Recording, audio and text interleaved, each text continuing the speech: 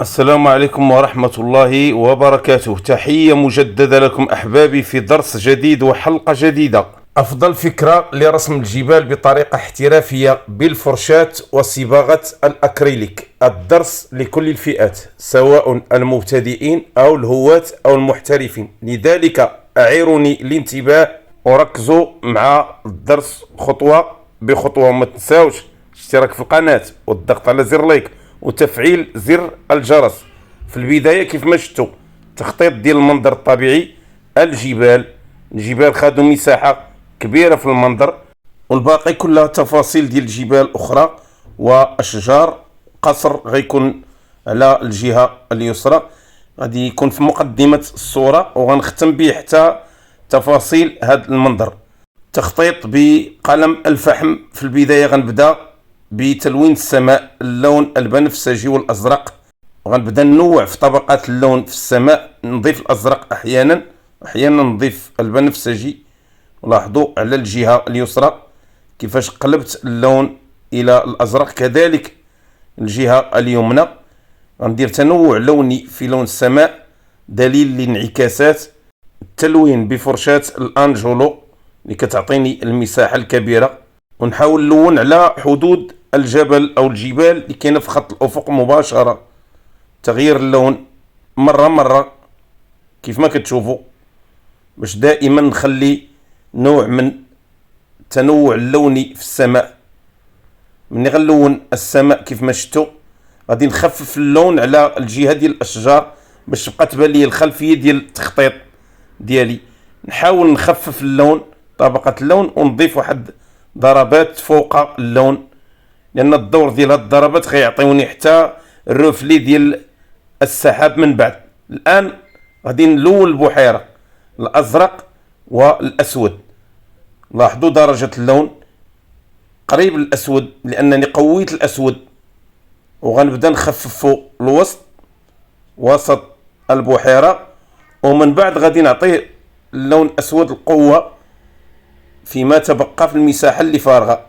لاحظوا الان غنبدا نقوي فيه لانه في مقدمه الصوره. هذه الجهه غتكون قويه في اللون، لها لون ظل قوي. لاحظوا ضروري ردمجت اللون الازرق والاسود، رغم انه كيبان اسود لكن فيه اللون الازرق كيف ما كتشوفوا.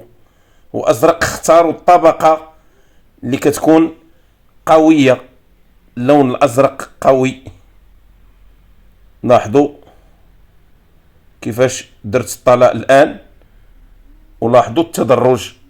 ثم غنمشي الان التلوين ديال الجبال، اللون البنفسجي والاسود وشيء من الازرق. غنحاول نلعب بطبقات اللون. هنا الجهه اليسرى غنخفف فيها اللون باضافه الابيض، نفس التركيبه ديال الالوان نضيف لها اللون الابيض باش نخففها. لاحظوا كيفاش غنخفف اللون على الجهه اليسرى، ودائما بفرشاة الانجولو، التلوين بفرشاة الانجولو. علاش خففت اللون؟ لان كاين الاضاءه على الجهه اليسرى، ضروري لون العمق ناخذ فيه تا هو المراحل ديال التدرج اللوني اللي كندير. ولاحظوا الاختلاف ما بين الطبقه اللي على اقصى اليمين والطبقه اللي على اقصى اليسار. دائما بفرشاة الانجولو كنحاول نلون وكنتبع الخطوط بشويه وبتأني باش ندير اللون. الان غنضيف اللون الازرق على البنفسجي والاسود على اقصى اليمين تحت. لاحظوا كيفاش كيبان الان التدرج اللوني. نضيف اللون الازرق مره اخرى، غتكون جبال تحت لها انعكاس ديال البحيره، وكل ما كنقرب للبحيره كنحاول نجبد اللون ديال البحيره ونديرو في الجبال. لاحظوا الان غنبدا في رسم السحب، اللون بنفسجي وابيض. لاحظوا طبقه اللون، ودائما نغير من اللون مره باش ما نديرش طبقه واحده، ونخلي الانعكاسات حاضره في كل عناصر المنظر. بفرشاة الانجولو كنضرب ضربات خفيفه، مجرد خربشات، ونحاول نعطي مساحات للسحب. كنبدا بالجهه اليمنى وكنخلي فراغات ما بين المساحه والمساحه. كندير مساحه على الجهه اليمنى كنمشي للوسط نخفف اللون بإضافة الأبيض.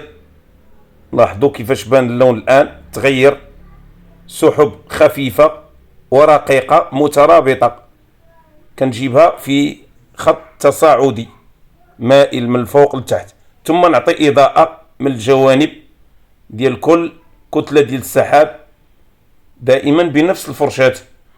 شوفوا طريقة الإضاءة ديال السحب بدون إدماج، كنحاول نضرب ضربات ولا ساعات، وأحيانا كندمج باش ندير ضربات متفرقة من هنا وهناك وما نجمعش السحب في كتلة واحدة. لاحظوا.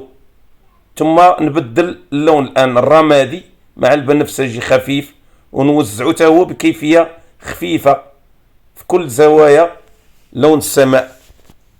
لاحظوا توزيع ديال اللون الرمادي والبنفسجي بطرف الفرشاة، كنحاول ندير الفرشاة مسطحة.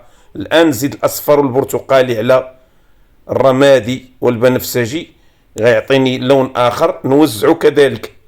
هنا كاين انعكاسات وتعدد لوني في لون السماء.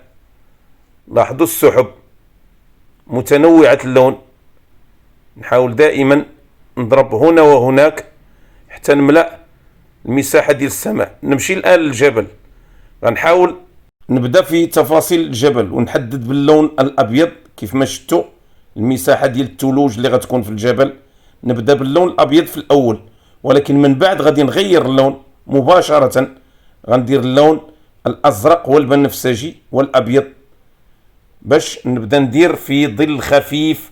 هو الأول طبقة اللون الأولى اللي غندير في الإضاءة، وغنعتبرها ظل لأنها بمثابة فراش اللي غيجيو فوقو ألوان أخرى مثل الأبيض، وغتبان كظل في الأخير، إلا أنها في حقيقة الأمر راها إضاءة، لأن لون الفراش راني درته. الآن غنبدأ في التلوين ديال الضوء.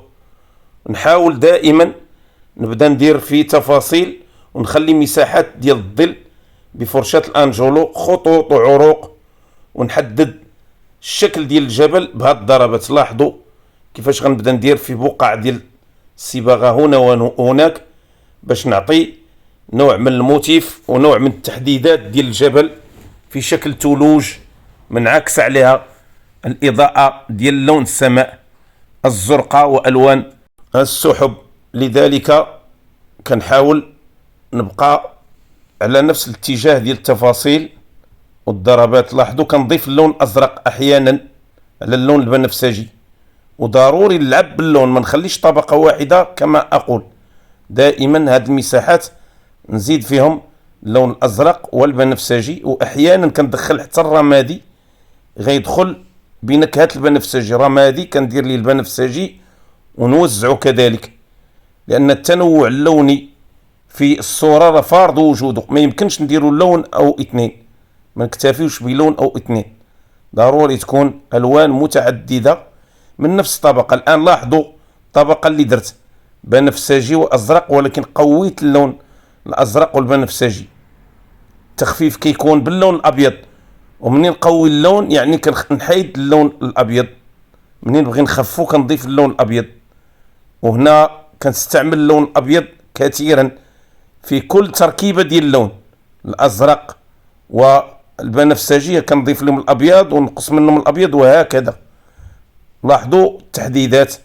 كنحاول ندير عروق باش نحدد المعالم ديال الجبل بفرشاة الأنجولو. لاحظوا الطريقة والتوزيع ديال الموتيف في كل مناحي الجبل. بطبيعة الحال كيف ما قلت راه كنخلي مساحات ديال الظل وكنلعب بهاد لي توش باش نكون في الأخير جبل عنده تفاصيل. وهذه تفريشة ديال الألوان فقط، من بعد غتجي التفاصيل الأخرى اللي غتكون لون إضاءة أخير والرتوشات اللي غتعطيني ظل وعمق وهكذا. تبعوا المراحل باش تعرفوني كيفاش غنخدم هاد المسائل على أعينكم أحبابي. لاحظوا الآن اللون الأزرق كنديرو في سفح الجبل وتغير اللون هنا. لاحظوا لأن هاد المساحة منعكس على اللون الأزرق أكثر، بالتالي كنعطيها اللون الازرق، وكنمشي للجهه الوسط كنخفف اللون باضافه البنفسجي والابيض. كذلك الجهه اليمنى كنضيف اللون الابيض وشي من الاصفر خفيف مع البنفسجي. الان غندير اللون الازرق والاسود، غنوزعو يبين لي عمق في الجبل وتحديدات وبعض الانعكاسات اللي كتعطي ظل عميق ولها الرفلي ديال الوان السماء والوان البحيره لتحت. لاحظوا هذا اللون راه كيشبه اللون البحيره، بالتالي غيكون حتى هو عاطي اللون وعاطي الانعكاس ولاعب دوره في الجبل في الانعكاس الضوئي برتوشات وضربات خفيفه مثل نقط وخطوط وعروق. نحدد اللون هنا ونحتفظ على اللون الاول اللي درت اللي هو البنفسجي والاسود. وهنا فين كيبان دور الخلفيه، ملي كيبداو يبانوا الوان الاضاءه في الجبل كتبدا تبان المعالم ديال الخلفيه والتلوين والاختلاف اللوني. وإلا لاحظتوا راه الجهه اليمنى فيها لون والجهه اليسرى فيها لون اخر، لذلك كنحاول في الاول نبني الوان العمق بدقه. الان اللون البرتقالي والاصفر والابيض، ولا لاحظتوا غنبدا الان نوع في اللون في الجبل ضروري، لان حتى تفاصيل الجبل احيانا كتكون فيها الوان مغايره بغض النظر على الانعكاس الضوئي. الابيض الان، والابيض هو اللي غيكون سيد الموقف في هذا الدرس، لان الابيض هو اللي غيعطيني الشكل العام والبعد الثلاثي ديال الجبل. لاحظوا الثلوج كيفاش غتبان ثلوج وفي نفس الوقت راه اضاءه في الصوره. بفرشه الانجولو كنبدا نملا في الفراغات اللي غيكون فيها ثلوج قويه بيضاء وباينه ساطع عليها الاضاءه. لاحظوا دائما كنحاول نحدد الاماكن اللي فيهم ثلوج والاضاءه بفرشه الانجولو. لاحظوا الفرشاه كيفاش دقيقه ومسننه وكتعطيني الضربات بدقه وتحدد لي حتى المساحه اللي غيشد اللون الابيض. نحاول دائما نمشي الاماكن اللي غيكون فيهم الثلج وتكون فيهم الاضاءه قويه. لاحظوا دائما ونحتفظ على الالوان الاولى. الان الالوان الاولى اللي قلت بانها ظل غادا تبان بانها ظل، مني غيدخل اللون الابيض غيبينها ظل. ولاحظوا حاولوا تلاحظوا معايا الاماكن اللي درت فيها اللون الابيض كيفاش بانت وكيفاش انعكست على اللون الاول اللي درت ولا يبان ظل، مع ان الظل هو الاول اللي درت، هو الفراش الاول ديال اللون البنفسجي والاسود.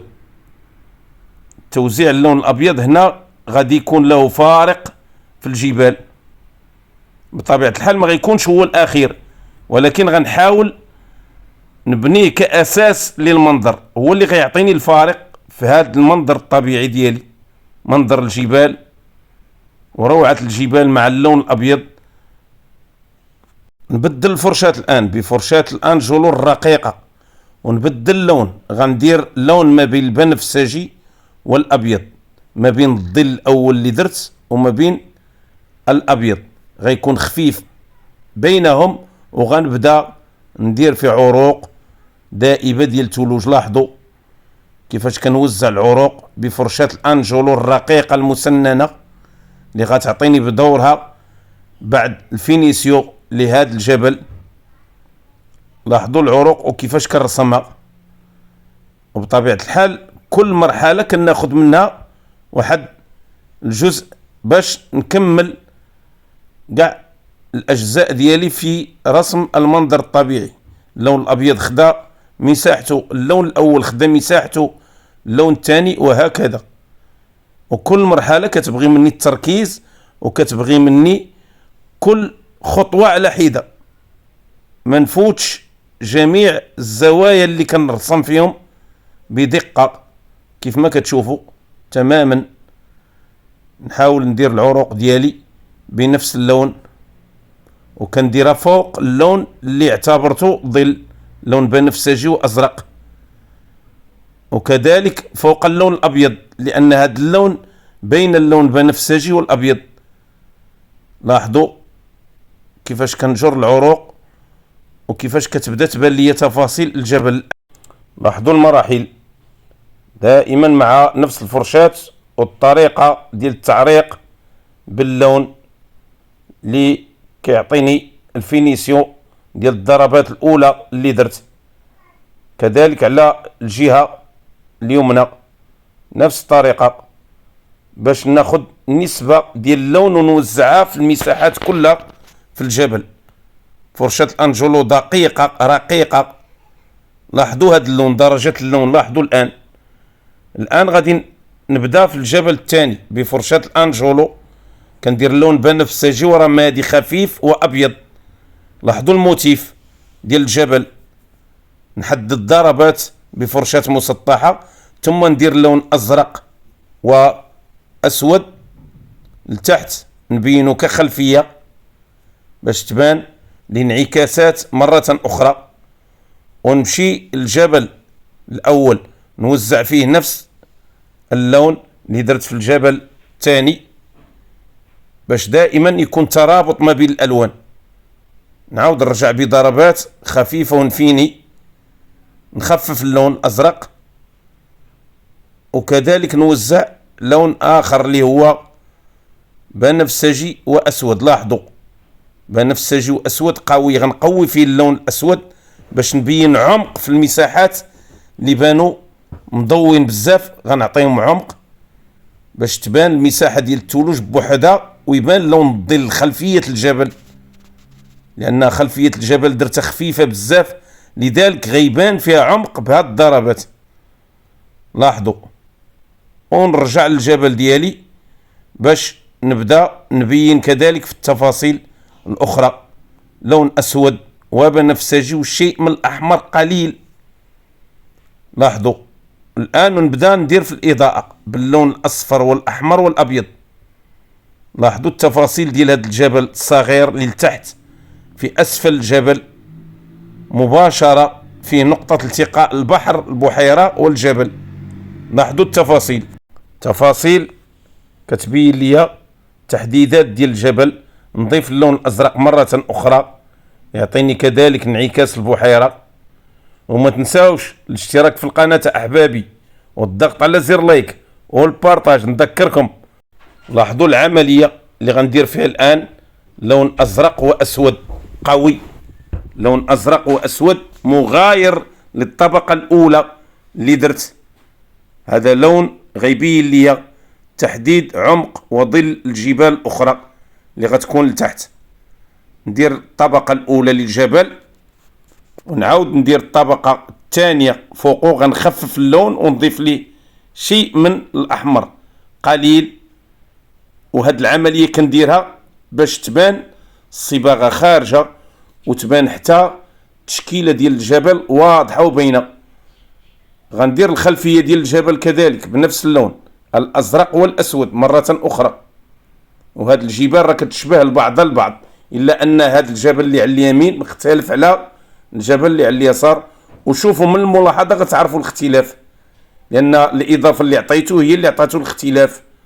وعملية التلوين يكفي انني نمشي مع الخطوط اللي اطرت وخططت، كتكون سهلة عندي. ونختار فرشة اللي غتكون صغيرة. الان لون اسود واخضر غنلون به الاشجار ديال الصنوبر اللي كاينه في مقدمة الصورة اللي غتكون خاتمة المنظر الطبيعي ديالي بطبيعة الحال بعدما نخدم التفاصيل الاخرى. لون اسود واخضر، ولاحظوا الدرجة ديال اللون، لون اسود قوي مع الاخضر اعطاني عمق للون الاسود. وانا كنتعمد ندير اللون الاسود في مثل هذه الضربات لان هذا الجزء راه في مقدمة الصورة، بالتالي خاص يكون اللون قوي. كما اقول دائما الالوان اللي كتكون في الخلفية كتكون خفيفة نظرا لقانون الانعكاس. كتكون الالوان ديال السماء منعكسة عليها في الصورة، بالتالي كتعطيها واحد الخفة. لذلك كنختار انا الالوان اللي تكون قوية في مقدمة الصورة. ولا اعتبرنا الاجزاء ديال الصورة هنا غنديروا هاد التفاصيل ديال القصر والاشجار هي الاولى، الجبال الزرقاء هي الثانيه، الجبل اللي فيه الثلوج هو الثالث.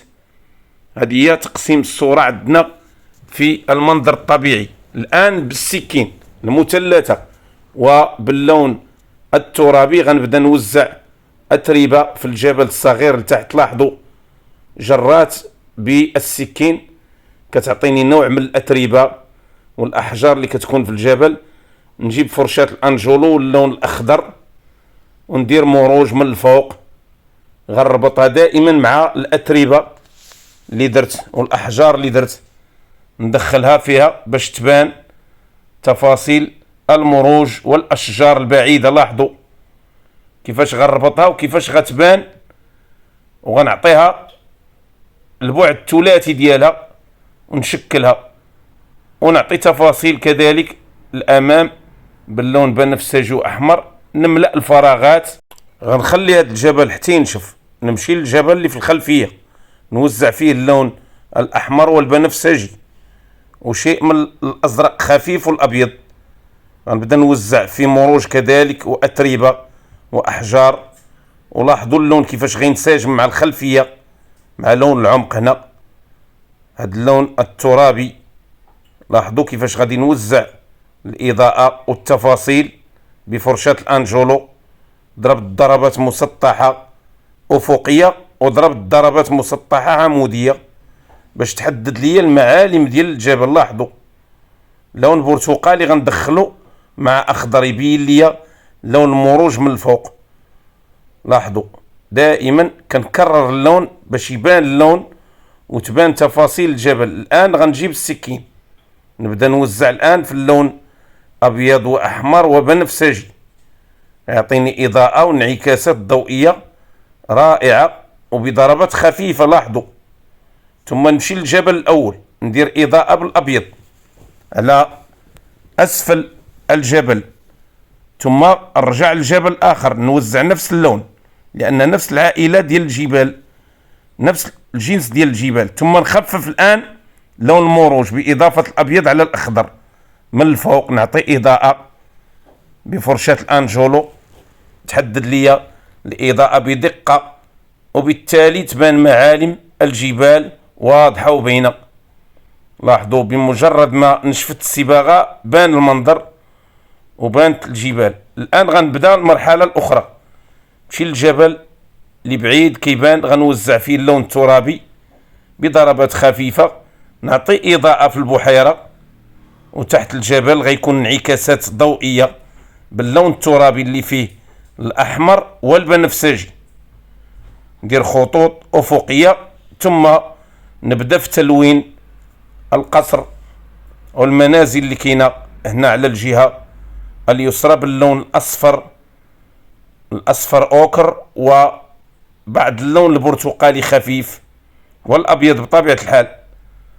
نملا الفراغات بهذا اللون ونديرو كفراش، لانني من بعد غندير فيه الوان اخرى وتفاصيل غتشوفوها. تبعوا المراحل ديالي وما تنساوش اذكر اشتراك في القناه احبابي، واللي باقي ما اشتركش يشترك في القناه ويضغط على اللايك وتفعيل زر الجرس ليصلكم كل جديد. وتحياتي الخالصه لكم احبابي المتتبعين لقناتي. غنضيف هنا اللون الاسود والاحمر، غيكون فراغ لتحت بحال الظل، لان من بعد هاد الالوان غادي نلعب عليها وندير عليها اضاءه باش نبين تفاصيل ديال البيوت اللي كاينه هنا وسقف البيوت القرميد اللي غيكون. غادي نفرش اللون الاسود، من بعد ندير التفاصيل الاخرى. غندير اشجار في الخلفيه ديال الجبل لون ازرق واسود. لاحظوا النوع ديال الاشجار. ثم باللون الازرق والاسود ندير خطوط غتبين ظل في البحيره. من بعد غتبدا تبان الانعكاسات الضوئيه في البحيره بهذا اللون، لان هذا كلون ظل وعمق غيبين لي الامواج اللي كاينه في البحيره والحركه اللي كاينه في المياه.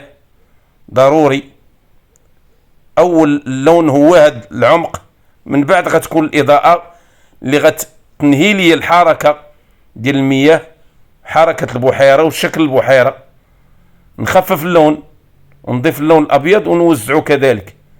نمشي للبيت الان البيوت، ندير اللون برتقالي ووردي، نوزعه في المساحات ديال اللون الاصفر باش ندير انعكاس وظل، وكذلك اللون البني نبدا نوزعه كذلك بشكل خفيف باش ندير نوع من الظل والانعكاس. لاحظوا كيفاش كندير اللون البرتقالي غيعطيني بدور انعكاس الاضاءة لاشجار الصنوبر باللون الاخضر والاصفر والاحمر. وبفرشاة الانجولو على الجهة اليمنى كنعطي مساحة للضوء فقط، نخلي المساحة الاخرى كلها ظل. عمل خفيف كيف ما كتشوفوا وسهل، مجرد ضربات على الجهة اليمنى. انا درت لون الفراش اللي هو الظل ثم عطيته الاضاءة. الان بكل سهولة يكفي انني نعرف كيفاش نوزع المساحة ديال الضوء على الجهة اليمنى باش تبقى لي الجهة اليسرى كلها ظل. بالتالي كنحقق البعد الثلاثي والواقعية في المنظر ديالي بضربات خفيفة. ولاحظوا كيفاش غيرت اللون الاخضر، بدلت ضفت اللون الاوكر والاخضر مرة اخرى، ودرت البرتقالي ودرت الاحمر باش ننوع من اللون الاخضر. لاحظوا طبقات اللون الاخضر في اشجار الصنوبر. نضيف الان اللون الابيض على اللون الاخضر بفرشاة الانجولو باش ندير واحد الاضاءة خفيفة من الجهة اليمنى. دائما نعطي هذه الاضاءة وما غتكونش هي الاخيرة، بطبيعة الحال غتكون الوان اخرى مثل اللون الابيض والاصفر اللي غنهي بها الاضاءة. هذه طبقة ثالثة تقريبا، وغنضيف الطبقة الرابعة باش نعطي الاضاءة. لاحظوا اللون الاصفر كيفاش غنضيفه الان في تفاصيل البيوت، اصفر وابيض. نبدا نوزعه باش نعطي اضاءة ونعطي انعكاسات ضوئية على المساحات كلها اللي كاينه هنا ديال الحوائط وديال البيوت. لون ابيض، لون اصفر، لون وردي، لون ترابي. نحاول نلعب بالالوان هنا باش ندير انعكاسات ضوئية وتنوع لوني غيعطيني الواقعية في البيوت. بفرشاة الانجولو كيف ما شفتوا ضربات خفيفة. الان كنضيف اللون الابيض مع الوردي باش يعطيني الانعكاس الضوئي والاضاءة 100% هنا في الاخير. ثم نوزع اللون البرتقالي قوي في المساحة ديال الحائط الاول اللي كان في المقدمة ديال الصورة باش يعطي انعكاسات كذلك ضوئية وتحديد ديال الظل كذلك في البيوت الاخرى. وندير هنا نوافذ باللون الاسود والاحمر، نوافذ مقوسة وابواب بفرشاة الانجولو دائما. والابواب غادا تحدد لي معالم البيوت، تبدا تبان شيئا فشيئا، مربعات واقواس.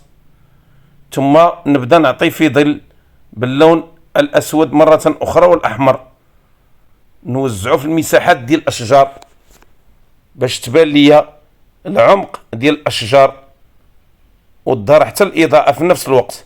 ثم نوزع الان اللون ترابي لتحت بالاصفر والبرتقالي وشيء من البني خفيف، غيعطيني هنا بعض الاتربة والطرق هنا كيف ما كتشوفوا فوق البحيرة مباشرة. هذا قصر كيبان وسط الجبال.